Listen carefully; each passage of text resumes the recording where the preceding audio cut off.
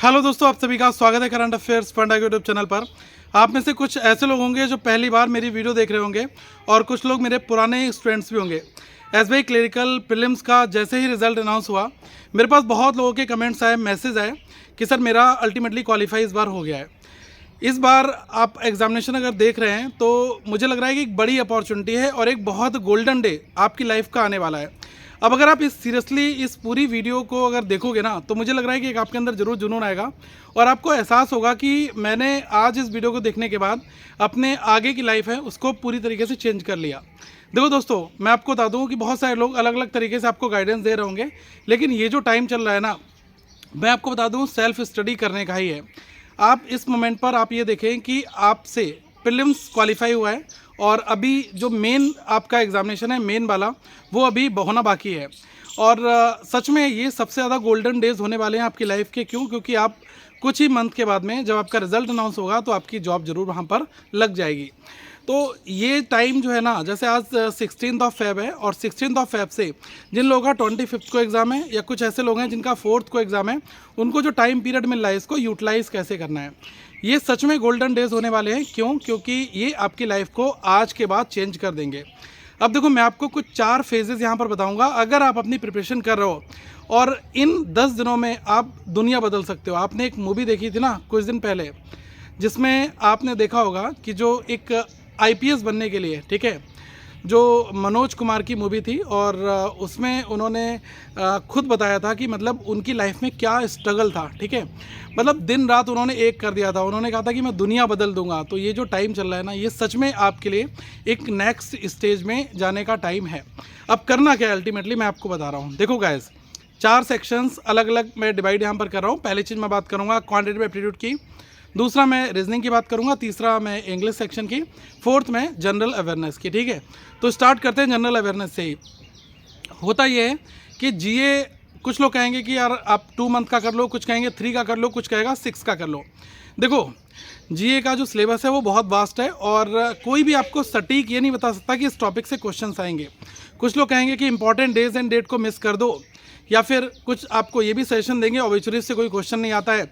कई बार आप देखते हैं कि कुछ ऐसी फेमस पर्सनालिटीज़ हैं जिनका हाल ही में जिनकी डेथ हुई होती है, उनसे रिलेटेड क्वेश्चंस एक्चुअल एग्जाम में पूछ लिए जाते हैं। तो हर एक सेगमेंट इंपॉर्टेंट भी है और हर एक सेगमेंट जो है एग्जामिनेशन परस्पेक्टिव से प्रेडिक्ट नहीं किया जा सकता कि यहाँ से क्वेश्चन आएगा या यहाँ से क्वेश्चन आपका नहीं आएगा। मैं आज के टाइम में आपको प्रीवियस एग्जामिनेशंस को अगर एनालिसिस करके आपको टू द पॉइंट यही बताना चाहूँगा कि आप डेली 3 से 4 घंटे आप जनरल अवेयरनेस को देना स्टार्ट करें।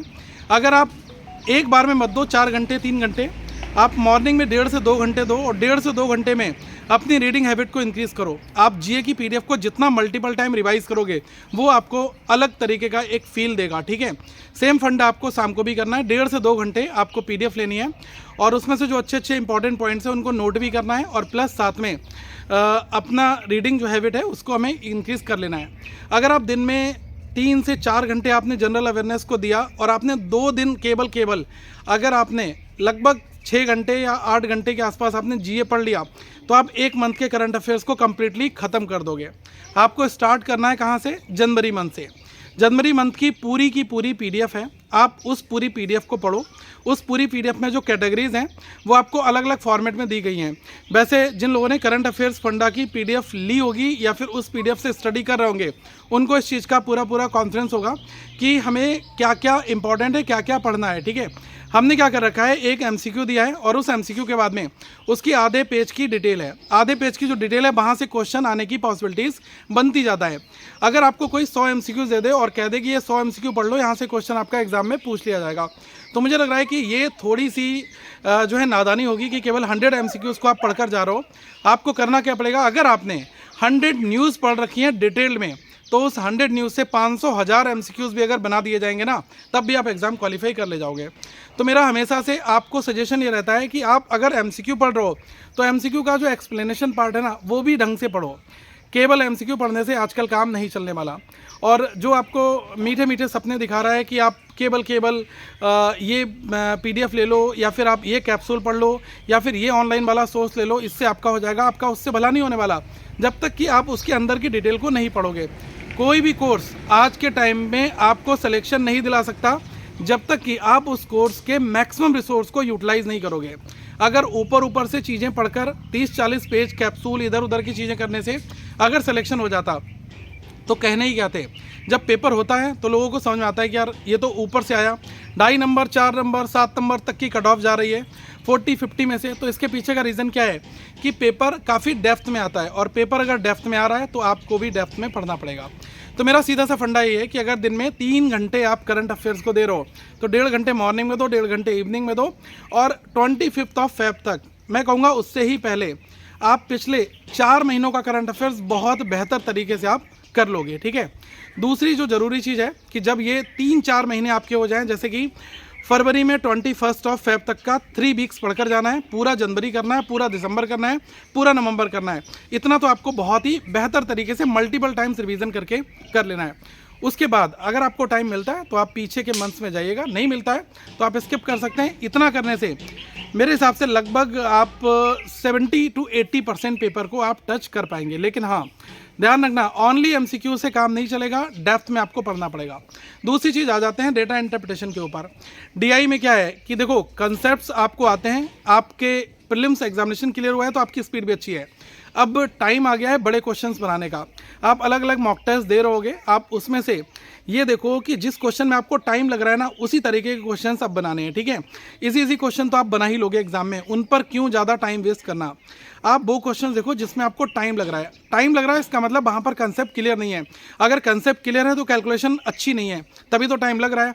कोई नई चीज़ मिल रही है, इसका मतलब नया कंसेप्ट आ गया है, आपने जो चीज़ें पढ़ रखी थी उनका थोड़ा सा एडवांस वर्जन वहाँ पर यूज़ हो रहा है। तो मैं चाहूँगा कि आप जिस किसी भी XYZ कोई भी मॉक टेस्ट आप दे रहोगे, आप उसको बहुत ढंग से फॉलो करो। अगर आप ढंग से नहीं लास्ट टाइम मोमेंट पर आप क्वेश्चंस करोगे तो आपका भला होने वाला नहीं है। अगर हाँ, जैसे आपको कोई कंसेप्ट नहीं आ रहा है तो आप उससे रिलेटेड जो वीडियो लेसन्स हैं आप उनको देख लो, उनसे आपको बहुत हेल्प मिलेगी। सेम चीज़ हमें करनी है रीजनिंग में भी अप्लाई। और हाँ, क्वांट में क्या कर लेना, जैसे आपने देखा कि कई बार सिम अप्रॉक्सीमेशन का एक सवाल या क्वाड्रेटिक का एक अलग टाइप का क्वेश्चंस लीनियर में अलग तरीके से आ जाता है। तो वही है कि कंसेप्ट अच्छे हैं, मॉक टेस्ट में प्रैक्टिस कर लोगे, हो जाएगा। अरिथमेटिक रेगुलर बनाओ, डेली बनाओ, उनसे आपको बेनिफिट मिलेगा। और डेली कम से कम 5 से 6 DI सॉल्व करो एनी हाउ, मेन्स लेवल की। आप ये सोचोगे कि यार 5 से 6 DI क्या बात कर रहे हो। देखो, 5 से 6 DI बनाने में आपको जो टाइम लगेगा वो 2 घंटे लगेंगे कम से कम। मैं ऐसा क्यों कह रहा हूँ, क्योंकि जब आप बड़े DI बनाओगे ना तो उसमें दोस्तों टाइम लगता ही है। और जब कभी भी हम एक बड़े एग्ज़ाम को टारगेट कर रहे होते हैं तो हमें उसके लिए प्रिपरेशन भी बहुत बेहतर करनी पड़ती है। इस बार काफ़ी सारे लोगों का मेंस क्वालिफाई हुआ है क्योंकि वैकेंसीज अच्छी खासी हैं। नॉर्थ में वैकेंसीज ज़्यादा है, महाराष्ट्र में हाई कट ऑफ गई है, बंगाल में भी गई है, तो वहाँ पर कंपेरिजन में वैकेंसीज जो हैं वो उतनी नहीं है जितनी इधर नॉर्थ में है। तो क्यों ना इसका फ़ायदा उठाया जाए, और इस टाइम पर जो बंदा आपसे ज़्यादा मेहनत कर लेगा उसका ही सिलेक्शन हो जाएगा। अगर आप अपने अपोनेंट से ज़्यादा मेहनत कर लोगे तो आपका यहाँ पर सिलेक्शन हो जाएगा। ठीक है। तो ये बातें हैं। सेम फंडा हमें रीजनिंग में करना है। रीजनिंग में मैक्सिमम पजल और सिटिंग अरेंजमेंट, इन पर ही हमें काम करना है। अगर आप लगभग 50 to 70 पजल्स करना चाहें तो करंट अफेयर्स फंडा के यूट्यूब चैनल में जो हमारी लाइव क्लासेस हैं वहाँ से आप डेली 1 से 2 घंटे प्रैक्टिस कर लोगे। 4 से 5 क्वेश्चन आपको पजल सिटिंग अरेंजमेंट के मिल जाएंगे। बाकी करंट अफेयर्स फंडा के मोबाइल एप्लीकेशन पर हमने पूरा रीजनिंग का पजल का पूरा सेगमेंट डाल रखा है, वहाँ से भी आपको काफ़ी हेल्प मिल जाएगी। और जो करंट अफेयर्स है वो भी हमने करंट अफेयर्स फंडा पर डाल रखा है, वहाँ से भी आपको लास्ट 4 to 6 मंथ अगर आपको चाहिए होगा तो वो आपको मिल जाएगा। ऐप एक बार डाउनलोड कर लेना। इंग्लिश में मैं आपको कहूँगा कि कोई ज़्यादा नई चीज़ करने की ज़रूरत नहीं है, केवल ग्रामर के रूल्स को रिवाइज़ करना है। दूसरी चीज़ है कि जो अलग अलग आरसीज है, एटोरियल्स हैं, अगर मॉक टेस्ट में आप दे रहोगे तो उनसे आपको आइडिया मिल जाएगा। हमें क्रोनोलॉजी कनेक्ट करनी है, पूरे पैसेज का थीम क्या है, पैसेज किस बारे में बात कर रहा है, पैसेज को पढ़ना आना चाहिए। वहाँ पर आपको सब कुछ नई चीज़ें मिलेंगी। जो पैसेज आप घर से पढ़कर जा रहे हो एज इट इज़ पैसेज तो कभी एग्जाम में देखने को नहीं मिलेगा। 99.9% आपको एग्जामिनेशन में जो एटोरियल होता है ना उसका ही पैराग्राफ आपको देखने को मिलेगा। ठीक है। तो ये जो 2-4 चीज़ें हैं इनको बेहतर तरीके से करके आप अपने एग्ज़ाम में क्वालिफाई कर सकते हो। और देखो, मैं तो कहूँगा कि ये करो या मरो वाली ही स्थिति है। अगर आप अपने आप को SBI में एज अ जूनियर एसोसिएट देखना चाहते हो तो मुझे लग रहा है कि बढ़िया मौका है, बड़ा मौका है। आप इस एग्ज़ाम को क्वालिफाई भी करिएगा। और मेरी बेस्ट विशेष आप सभी के साथ है। मेरा नाम है विकास शर्मा।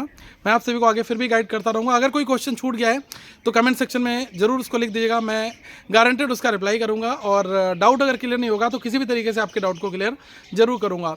और इस चैनल को सब्सक्राइब कर लेना। सब्सक्राइब करने से एक अलग तरीके का मोटिवेशन जरूर मिलता है कि अगर मैं आपके लिए कोई थोड़ी सी भी मेहनत कर रहा हूँ, 1% भी आपके काम आ सकता हूँ, तो मुझे लग रहा है कि आपको इस चैनल को सब्सक्राइब करना चाहिए और अपने भाई बहनों के साथ इसको शेयर भी जरूर करना चाहिए। Thank you so much guys. Have a good day to all of you once again. We will meet very soon guys.